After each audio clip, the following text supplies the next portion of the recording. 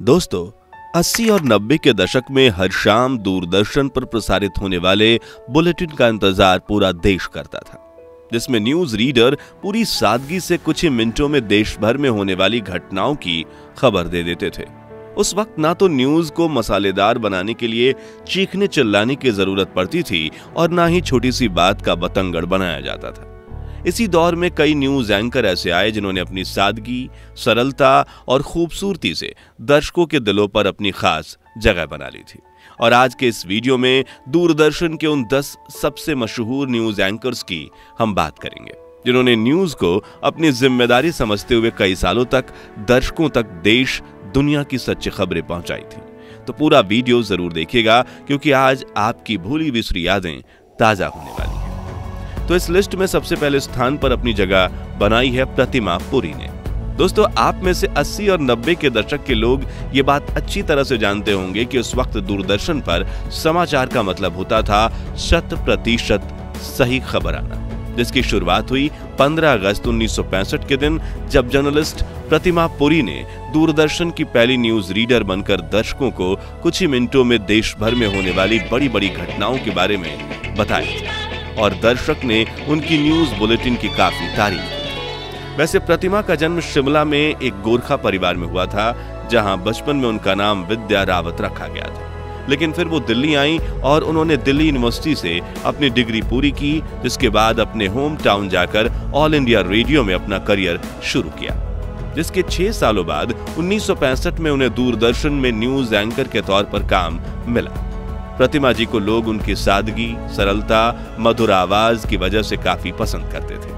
Bulletin के अलावा प्रतिमा ने कई एक्टर्स, पॉलिटिशियन और पहली बार स्पेस में जाने वाले एस्ट्रोनॉट यूरी गागरिन का भी इंटरव्यू लिया था। प्रतिमा जी अगले 2 सालों तक दूरदर्शन का चेहरा बनी रही, लेकिन फिर सन 1970 में उन्होंने रिटायरमेंट लेने का निर्णय लिया और दूरदर्शन ने उनकी रिप्लेसमेंट के तौर पर सलमा सुल्तान को अपनी न्यूज रीडर बनाया। सलमा सुल्तान अनोखे तरीके से पहनी साड़ी, बालों में लगा गुलाब और गालों में डिंपल के साथ मीठी आवाज दर्शकों के दिलों की धड़कन बढ़ा देती थी और उन्हें न्यूज रीड करता देख लोगों के चेहरे पर मुस्कुराहट आ जाती थी।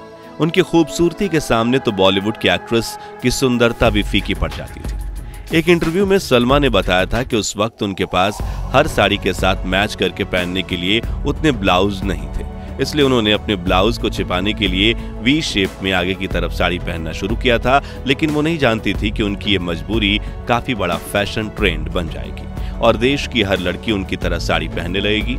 सलमा ने 1967 से लेकर 1997 तक 30 सालों तक दूरदर्शन में एंकर के तौर पर काम किया। वह पहली ऐसी एंकर थी जिन्होंने भारत की पहली महिला प्रधानमंत्री इंदिरा गांधी की हत्या की खबर दूरदर्शन पर दी थी। न्यूज रीडर की भूमिका से रिटायरमेंट के बाद सलमा सुल्तान ने अपने प्रोडक्शन हाउस की शुरुआत की, जिसमें उन्होंने दूरदर्शन के लिए पंचतंत्र से सुनो कहानी, स्वर मेरे तुम्हारे और जलते सवाल जैसे कई लोकप्रिय धारावाहिक बनाए और 2005 में रिटायरमेंट ले ली। लेकिन आज भी सलमा की न्यूज बुलेटिन को याद करके 90 के दशक के लोगों के चेहरे पर मुस्कुराहट आ जाती है। शमी नारंग। दोस्तों, 70 के दशक में जब दूरदर्शन अपने न्यूज रीडर की तलाश में था, तब करीब 1 लाख उम्मीदवारों में एप्लीकेशन दिया था, लेकिन उनमें से चुने गए थे शमी नारंग। 70 और 80 के दशक में उन्होंने अपनी गहरी आवाज में बुलेटिन देकर दूरदर्शन को काफी लोकप्रियता हासिल करवाई थी। यहाँ तक कि दिल्ली मेट्रो में यात्रा के दौरान आप जो गहरी बैरिटोन सुनते हैं, अगला स्टेशन उद्योग भवन है, उसके पीछे भी शमी नारंग ही है। इसके अलावा उन्होंने rapid metro rail Gurgaon, Mumbai metro, Bengaluru metro, Hyderabad metro rail और जयपुर मेट्रो में भी अपनी आवाज दी थी। शमी IIT दिल्ली से इंजीनियरिंग में ग्रेजुएट हैं और आजकल वो एक न्यूज एंकर्स को ट्रेनिंग देते हैं। शोभना जगदीश। दूरदर्शन की सबसे लोकप्रिय न्यूज रीडर रह चुकी शोभना की सादगी के दर्शक कायल थे। अपने बालों को बड़े करीने से जुड़े में बांधे हुए खूबसूरत साड़ी पहनकर शोभना रोज अपनी मधुर आवाज में समाचार बुलेटिन पढ़ती थी, जिसे देश भर के लोग सुनते थे। एक हल्की मुस्कान के साथ समाचार शुरू करना और उसी मुस्कान के साथ समाचार समाप्त करना शोभना जी की खास पहचान हुआ करती थी। वहीं शोभना जी और शमी साहब ने कुछ बार दूरदर्शन पर गानों की महफिल भी सजाई थी। समा है खुशी का, नए हैं इरादे, दुनिया के सारे गमों को भुला दे, जिसे दर्शकों ने काफी पसंद किया था। जीवी रमन शायद मॉडर्न जनरेशन जीवी रमन के नाम से परिचित ना हो, लेकिन 80 के दशक में वो दूरदर्शन के नंबर 1 मेल न्यूज एंकर रह चुके हैं। दिल्ली यूनिवर्सिटी में शिवाजी कॉलेज में इकोनॉमिक्स पढ़ाने वाले रमन जी साल 1973 में दूरदर्शन से जुड़े थे और अगले 30 सालों तक उन्होंने दूरदर्शन के साथ समाचार वाचक का कार्य किया। यहाँ एक दिलचस्प बात यह है कि प्रोफेसर होने की वजह से उनके बोलने का तरीका काफी बेहतरीन था, इसलिए उनके दोस्त ने उन्हें दूरदर्शन का ऑडिशन देने के लिए कहा था और वो मजाक में इंटरव्यू के लिए भी चले गए, जहां वाकई में उनका सिलेक्शन हो गया। दूरदर्शन पर जीवी रमन जी ने ही राजीव गांधी की मौत की खबर दी थी, जिसे लेकर उन्होंने एक इंटरव्यू में बताया था कि मैंने दूरदर्शन में हजारों बुलेटिन पढ़े, पर सबसे यादगार बुलेटिन था जिसमें राजीव गांधी की मौत की खबर देश को सुनानी थी। अब भी उस बुलेटिन की यादें ताजा हैं। बेहद कठोर था उसे पढ़ना। मुझे याद है उस दिन दूरदर्शन के न्यूज रूम का माहौल बेहद गमगीन माहौल था। मैंने जैसे तैसे खबर को पढ़ा। खबर पढ़ते वक्त मेरे होंठ लड़खड़ा रहे थे और मानसिक स्थिति काफी कमजोर हो गई थी। हालांकि दोस्तों, साल 2014 में 68 साल की उम्र में उन्होंने इस दुनिया को अलविदा कहा, लेकिन वो आज भी न्यूज एंकर्स के लिए प्रेरणा स्रोत बने हुए हैं। सरला महेश्वरी, खुश रंग चेहरा, हसीन हस्ती, सादगी और संजीदगी की मूर्ति, ठीक ऐसी थी दर्शकों पर अपना जादू चलाने वाली सरला महेश्वरी। दोस्तों, सीधे पल्ले की गुजराती साड़ी पहनकर, बालों में सादगी से संवारकर जब वो टीवी पर आती, उनका चेहरा देखने वालों की आंखों में चमक उठता। कहा जाता है कि सरला जी ने दुनिया को यह दिखाया कि टीवी की भरचक दुनिया में भी सादगी, सरलता और शिष्टता की अलग ही अहमियत है और बगैर दिखावट के भी आप दर्शकों के दिलों में अपनी जगह बना सकते हैं। आपको बता दें कि सरला जी ने 1976 में दूरदर्शन के साथ अपना करियर शुरू किया था, लेकिन उन्हें बतौर रीडर टीवी स्क्रीन पर आने का मौका 1982 में मिला, जिसके 2 साल बाद सन 1984 में सरला अपनी पति के साथ इंग्लैंड चली गईं, जहां उन्होंने बीबीसी के साथ काम किया। लेकिन फिर 1988 में भारत आकर दूरदर्शन में ही अपना करियर आगे बढ़ाया और साल 2005 तक वो हमें दूरदर्शन पर दिखती रहीं, जिसके बाद उन्होंने रिटायरमेंट ले ली। अविनाश कौर शरी, सिख परिवार में जन्मी अविनाश ने दिल्ली यूनिवर्सिटी से ग्रेजुएशन की थी, जिसके बाद साल 1970 में उन्होंने एक न्यूज रीडर के तौर पर अपने करियर की शुरुआत की। चेहरे पर एक खूबसूरत मुस्कान और माथे पर बड़ी सी बिंदी लगाए अविनाश शरीन अपने जमाने में बच्चों से लेकर बड़ों तक हर दर्शक का पसंदीदा चेहरा हुआ करती थी। उनकी आवाज में ठहराव था जो दर्शकों के दिल को सुकून पहुंचाता था।